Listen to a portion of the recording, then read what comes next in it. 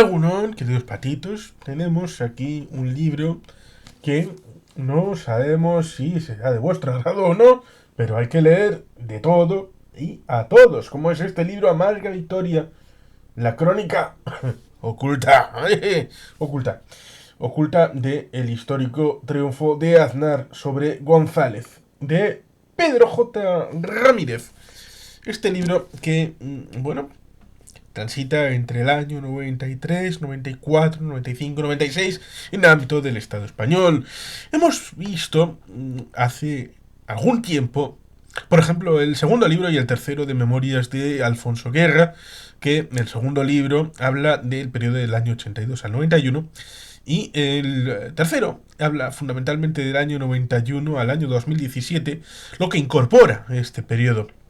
También en su momento pudimos leer las memorias del señor José Bono, Pepe Bono, hablando de también un periodo que se aproximaba sobre esta época.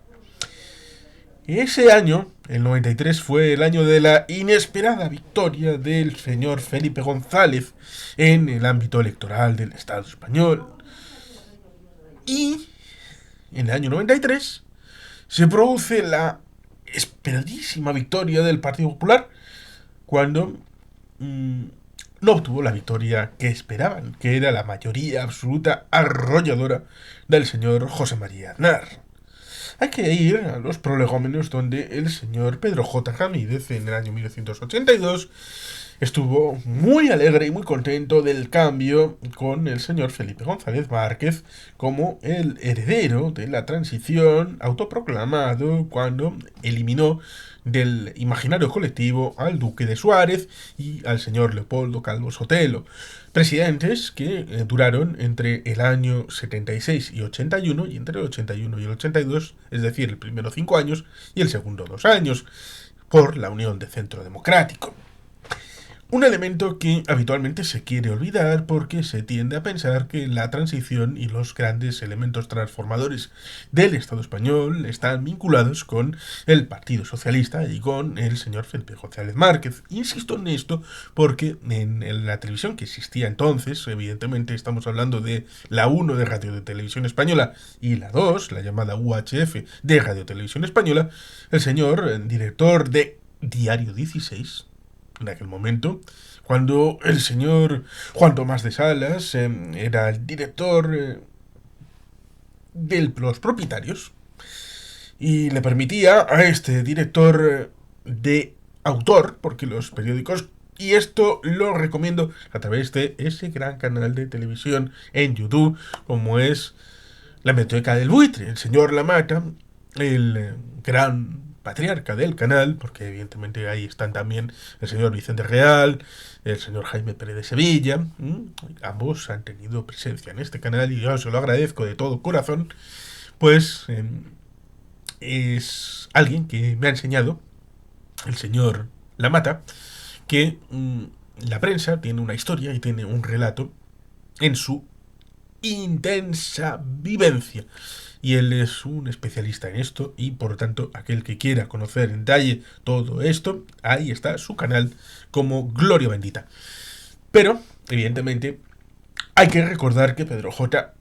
amaba ese cambio y lo veía como una esperanza. Y lo explicó varias veces en los programas que podía participar en la televisión. Luego comentamos hace no mucho el asunto de que, por ejemplo, en el año 90 empezó regularmente emisiones el día 25 de enero la Antena 3 en televisión, después de haber heredado el nombre de la Antena 3 Radio que surgió el año que yo nací, en 1982. Por tanto, un recorrido de 8 años en radio y luego empezar las emisiones en televisión. Y ahí estuvo el Pedro J. Ramírez. Ya en aquellos tiempos era descreído. Era descreído con respecto a lo que el cambio había prometido y en esos años había evolucionado porque es cierto que los primeros 4 años fueron de ausencia de crítica y se suele acusar a Fraga y a Carrillo, por otro lado, de ser demasiado acomodaticios y ser aristocráticamente contenidos la crítica, más allá de que en el año 86, cuando se produce la situación del referéndum de la OTAN, no de ingreso, de permanencia, porque ya con Leopoldo Calvo Sotelo se había producido el ingreso efectivo, no en el ámbito de la situación de la estructura militar integrada, sino en el hecho de la existencia de la propia OTAN. La estructura militar integrada es algo de lo que en el año 1966 Francia salió con el señor Charles de Gaulle, debido a una situación respecto a la force de frappe, del arma nuclear francesa, y el control efectivo por parte de la cúpula de la OTAN respecto a las fuerzas nucleares de las fuerzas de la alianza.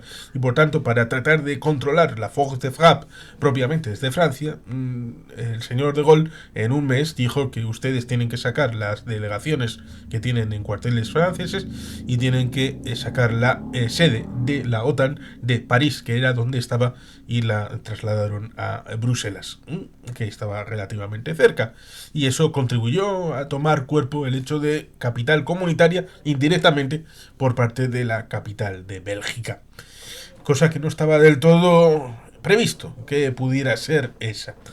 Y a veces las cosas van cuajando en, bueno, progresión sedimentaria. Lo mismo que esta situación.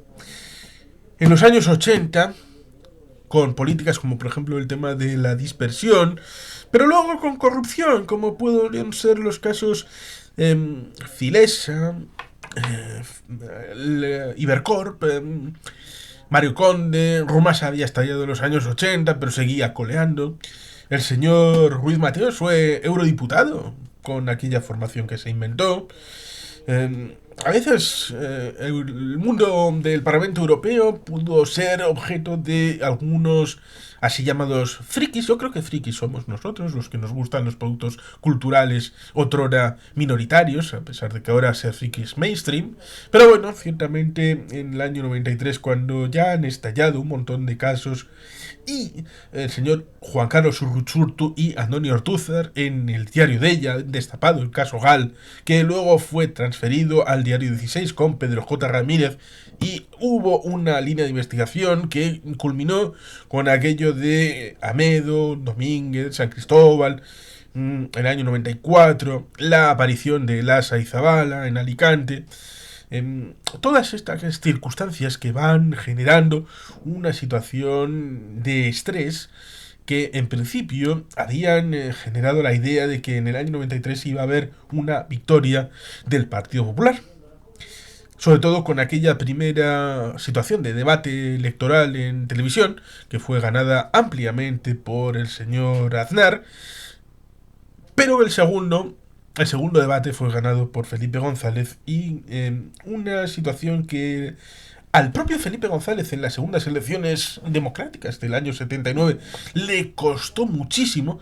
El karma le fue devuelto porque él dijo, el duque de Suárez, que esta situación respecto al programa electoral de los socialistas y el marxismo-leninismo y tal y como se ejercía el poder en el ámbito soviético, pues oye, la población española sabía a lo que se enfrentaba si votaban a los socialistas, ¿verdad, camarada? Bueno, pues entonces eso, dicho muy cerca de las elecciones, dicen que resultó dolorosísimo para el esfuerzo de un Felipe González que ya se veía como nuevo presidente del gobierno, después de que el ejercicio práctico de la transición, es decir, conceptualizado como la Constitución española que se había aprobado el día 6 de diciembre del 78 y que llevó a la aprobación en el Boletín Oficial del Estado el día 29 de diciembre del 78, y que el señor Adolfo Suárez pensó: las Cortes Constituyentes han terminado su labor, aparte de la Constitución, hacían otras tareas legislativas evidentemente,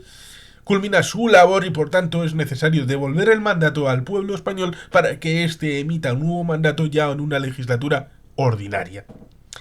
Y debido a eso, pensó, el tracto de Unión de Centro Democrático, que es un partido creado al aluvión, ya ha terminado y por tanto cada cual irá a su rollo. Los democristianos irán pues, tal vez a Alianza Popular, los socialdemócratas de UCD pues igual se acaban llegando al Partido Socialista, pero ese partido así amalgama simplemente de poder pues se disolverá y Felipe González finalmente será el primer ministro de España y por tanto gobernará.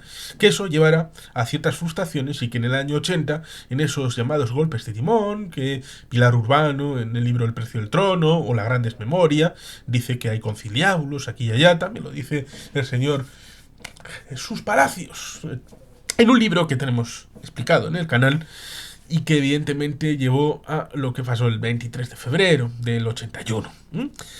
Pero bueno, eso es historia pasada que simplemente explica el hecho de que en el final de esa campaña del 93, Felipe González, que sufrió eso en sus carnes, le hace lo mismo al señor Aznar y le obtiene ese punch final para recordar a los españoles que, oye, el PP no tiene programa. No sabemos qué os van a hacer, pero seguro que es neoliberal y muy fachoso. Por tanto, oye, el del bigote igual os destroza el bolsillo y a los pensionistas igual les destroza también el bolsillo. Y eso, evidentemente, dicen que fue objeto de la final recta de haber superado el techo Fraga, que eran 105, eso sí, ya en el 89 había superado un escañito a 106, el señor Aznar, pero esa subida, que ya son unos escaños más, de 141 a 159, pues en el año 93 fue mal, porque a pesar de haber obtenido ese gran avance, no era lo que algunos esperaban. Y el juego de las expectativas es algo que funciona medidamente claro en el ámbito de las personas humanas. Y hablando de humanidad, pues evidentemente este libro, en principio, con el título Amarga Victoria, la crónica del histórico triunfo de Aznar sobre González, en principio, uno puede entender que va a hablar sobre lo que le sucedió a Aznar, sobre el Partido Popular, sobre la situación electoral, sobre la situación interna en el PP, pero no.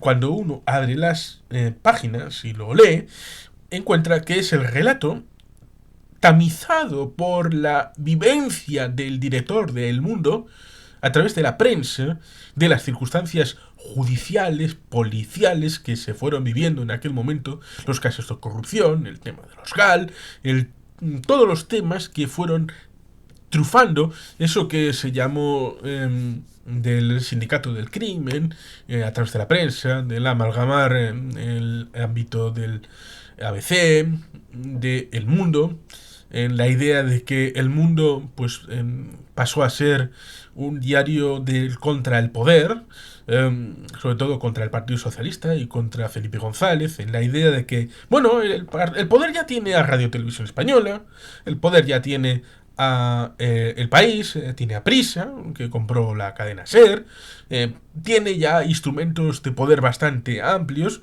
y luego está la historia que hablamos sucintamente con el tema de Antena 3 y el cambio de propiedad y el cambio también de línea editorial, lo que en la hemeroteca del buitre hablan acerca de la compra de Diario 16 con la línea editorial, que antes era dificultosa con el gobierno y luego fue amable después de la compra por la supervivencia del medio, que acabó desapareciendo.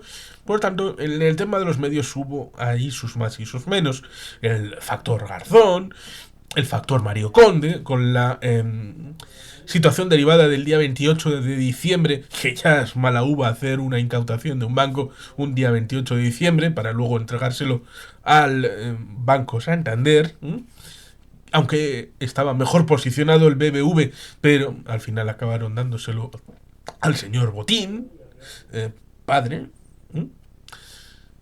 Y evidentemente todo esto genera una situación que empieza a ser agónica ya en el final del año 93 y va situando esa agonía en el año 94 y el tracto del año 95 con todo lo que sucedió, incluyendo, por ejemplo, el atentado contra la vida del señor Aznar, como así llamado líder de la oposición. Pero hay que citar, evidentemente, que en un estado como el español, parlamentario, no hay un líder oficial de la oposición, a pesar de que en un lugar del Estado español, como es Cataluña, sí hubo una nominación del líder formal de la oposición, en buena medida para dejar una posición al señor Artur Mas y Gavarro cuando no obtuvo la posibilidad de ser el presidente de la Generalitat, y evidentemente esta frustración, bueno, pues llevó a un cierto consenso de acuerdo para la reparación de su figura y su institucionalización y todo esto. Pero en el ámbito del Congreso de los Diputados existe un gobierno y existen oposiciones. Y da igual que usted tenga un escaño o 151. Usted es la oposición y evidentemente el resto de partidos no le reconocen a usted como el líder de la oposición.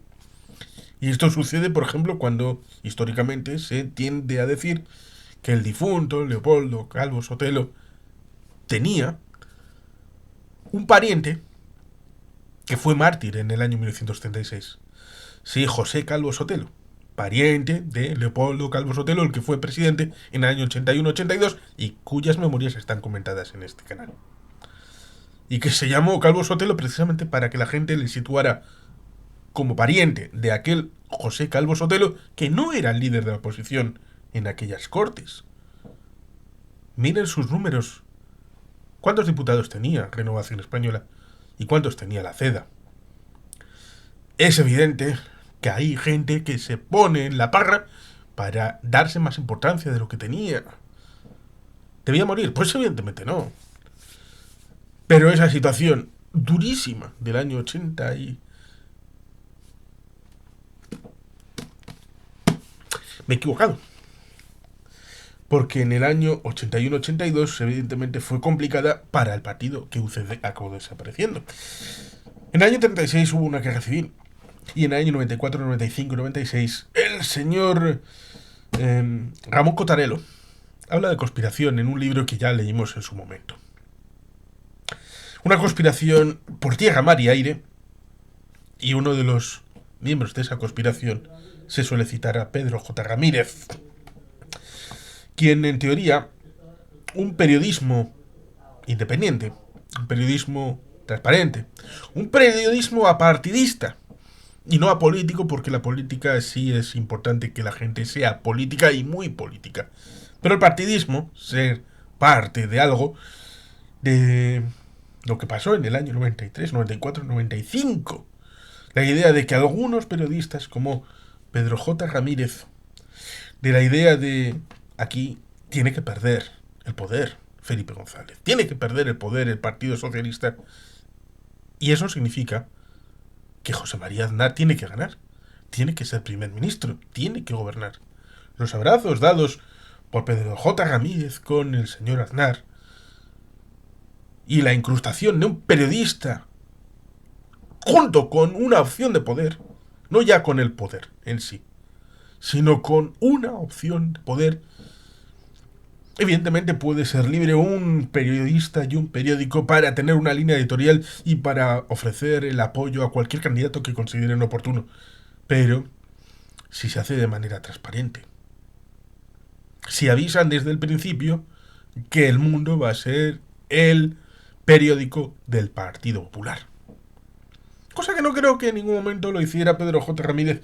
Por eso resulta curioso que en este libro, que sale a publicación en el año 2000.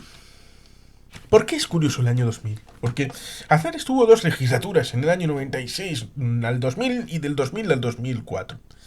No se puede hablar del mismo Aznar de la primera legislatura respecto de la segunda.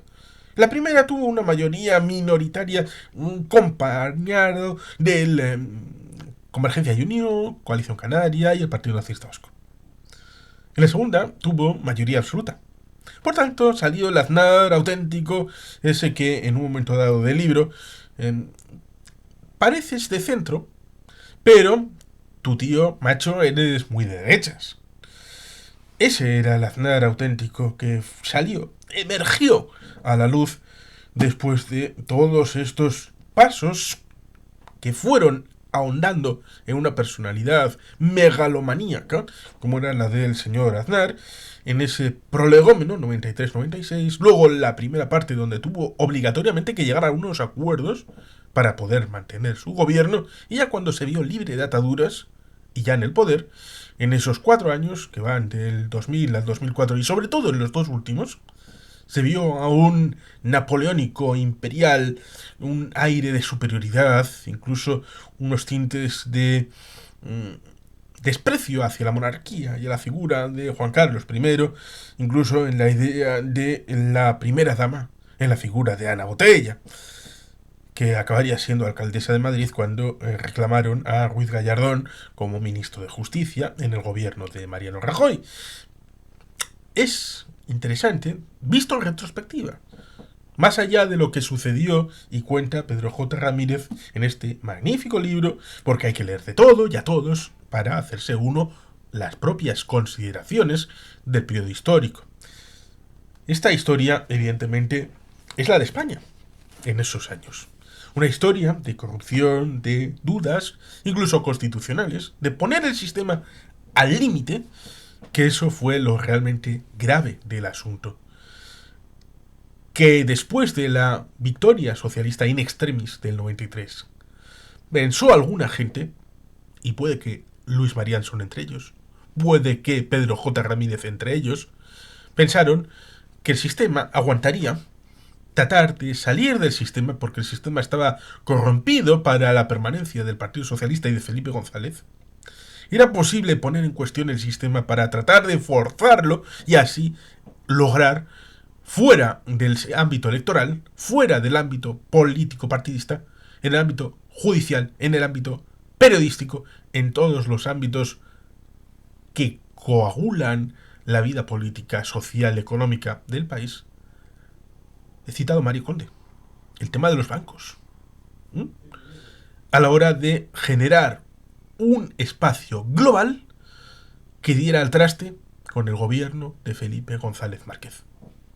Se quería acabar con aquello como fuera, por lo civil, por lo criminal o por lo que se fuera posible. Y por lo tanto esta crónica de amarga victoria, la amargura, yo la interpreto precisamente por todo aquello que acompañó la victoria final de José María Aznar en ese tránsito de unos y de otros para tratar de retener el poder y para lograr el quitárselo de las manos. El problema es que cuando se dice respecto a Atila, cuando cabalgó sobre las llanuras europeas, cuando pasó ya no creció la hierba. Ese es un riesgo real, el hecho de las consecuencias de dejar un terreno yermo, infértil, y evidentemente eso costó. Lo que sucedió para algunos en la segunda legislatura de Aznar, para otros en la primera legislatura de Zapatero. Para mí, yo creo que es lógico pensar que si hay unas consecuencias respecto a la primera legislatura de Zapatero, eso ha sido sembrado en algún momento, y eso fue la segunda legislatura de Aznar. Pero cada cual que piense lo que quiera respecto al tensionamiento, a la situación que algunos piensan, ahora es el peor momento de la historia de España. Uy, es el peor momento porque es el momento de tensionamiento. Ahí Antonio, nuestro querido Antonio, digo Pedro Sánchez, es el culpable de todos los males. Lo cual es curioso porque José Luis Rodríguez Zapatero recibió las mismas invectivas. Y en el año 93-94, y está en este libro, el señor Pedro J. acusa a Felipe González de batasunizar la vida política española. De batasunizar. Herri Batasuna.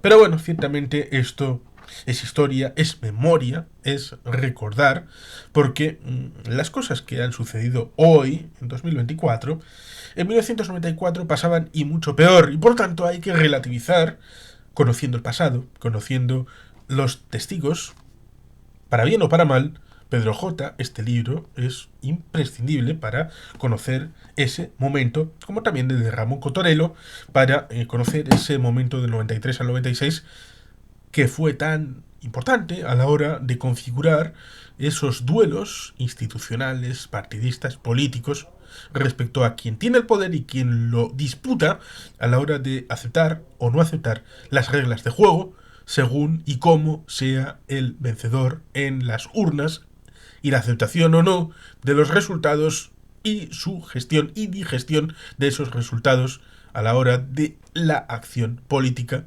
o de hacer un trampantojo para forzar a la opinión pública a cambiar su punto de vista sin tener claro ni de dónde sale ni hacia dónde va. Pero bueno, ciertamente esto, cada cual que piense lo que considere, que la reflexión es individual e intransferible. Y sin más, queridos patitos, es que ricasco, agur berobat, beti bien.